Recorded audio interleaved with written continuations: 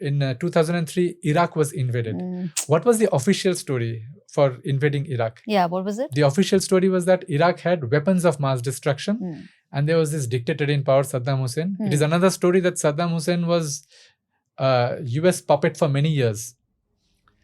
So later on, when Saddam Hussein decided to come out of the petrodollar system, he suddenly became a villain. He became a dictator. So he was made to look like a villain. He was made to look like a villain and a dictator, and they declared that okay, Iraq has weapons of mass destruction, although unproven. We are going to prove that. So they went in, they invaded Iraq. That was the official story. What was the actual story? Saddam Hussein had declared 5 years prior to the invasion, we will no longer sell Iraqi crude oil and gas for the dollars. We will sell it for various currencies, mostly for euros and some for gold.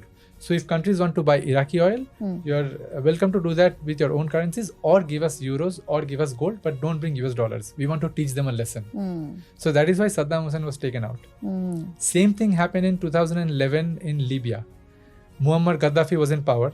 So Gaddafi had declared before the chaos in Libya that we will have something called a gold dinar. We will create an African gold dinar, a new African currency, which will be gold backed or whatever it will be. We will not sell Libyan oil and gas for the dollar. We will sell it for this new currency or gold or euros or any other basket of currencies that people want to buy from. If India says we will give you rupees, is it fine with you? We will say fine. That's how the system is going to be. What happened to Gaddafi? We saw what happened to him.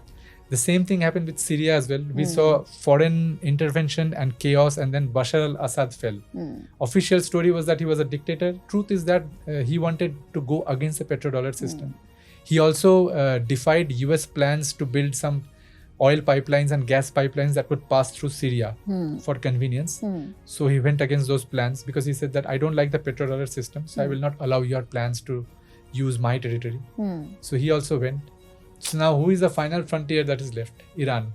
Iran right now does not sell any of its oil and gas for dollars. None whatsoever. None whatsoever. Okay. It could only be a minuscule, Very less small. than 0.5%, not more than that. Wow. So Iran has done something very interesting. In the south of Iran, in the Persian Gulf, they have an island called Kish Island. On that island, about 10 years back or 15 years back, they built something called an Iranian oil bourse. So what is that? That is basically a stock exchange for crude oil and gas. That's that such Iran a is producing. brilliant idea. Now, in that stock exchange, the US dollar is not even listed as a currency. Forget being traded. It does not even exist. So if you go into that stock exchange, give a US as a dollar, broker they won't or as an recognize official, it. you will not see. It's not listed. It's not there on the boards. It's not there in the systems. They don't even know about US dollar. Yeah, it does not even exist. The US wants to invade Iran, but the US is very clever. It doesn't want to tell the world that my source of power is the dollar as a reserve currency. It does not want the people to know the secret. So it says other things. It tells the world that, okay, Iran has nuclear weapons. Iran has a human rights problem, which is of course true. Yeah. Fine. Iran But has a how much you inflate it and what do you use it for is the problem. You are weaponizing it for your hidden agenda. For your agenda, yeah. So, and Iran has a dictator in place. Iran does not have democracy. We are a democracy. So these are the things that the US cites to go and try. So every 2-3 years, you'll see that there are escalations where the US pressures Iran and an atmosphere is created where you almost feel like the US is going to invade Iran, but eventually they target them in various ways. Either they'll impose sanctions or they'll drop some bombs or they'll send in Israel against Iran and all that. There are 3,500 sanctions against Iran right now. I want to know about this. Yeah. So it's not about 1 or 2 sanctions. Yeah. 3,500 sanctions. And more than 3,000 of them are just from the US government itself. The others are from US allies. But let's decode it simpler. What does a sanction really mean? And who is US to put a sanction? And 3,000? Yeah, 3,000. So who controls Iran? It is almost the US that is controlling Iran in this sense. See, the whole idea, what is a sanction? A sanction is you're kind of isolating a place from interacting or transacting with the rest of the world.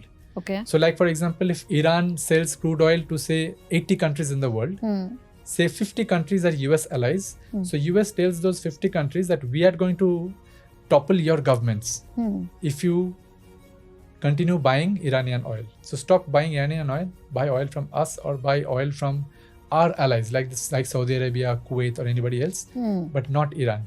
So that is one way of sanctioning them. So that's one kind of sanction. Okay. The other is Iranians have a lot of, the Iranian government has a lot of assets all over the world, like every country has.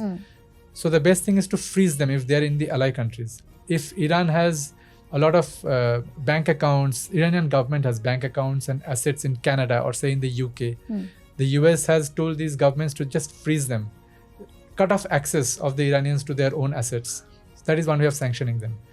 Then Iranian scientists are they're known to be very intelligent and they're very innovative. Very, very innovative. Yeah. Very self-reliant also. Yeah. But sometimes they have to collaborate with scientists from other parts of the world.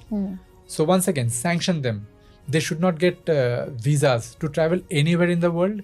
They should not be allowed to even go out of Iran. If they have assets outside of the country, if a scientist has a place in France somewhere, just like that, just cut him off from that place. That's it. That's also a sanction. But it might sound like a very stupid question, but I must ask: who is US to decide this about Iran or any other country, and why should these allies listen to US?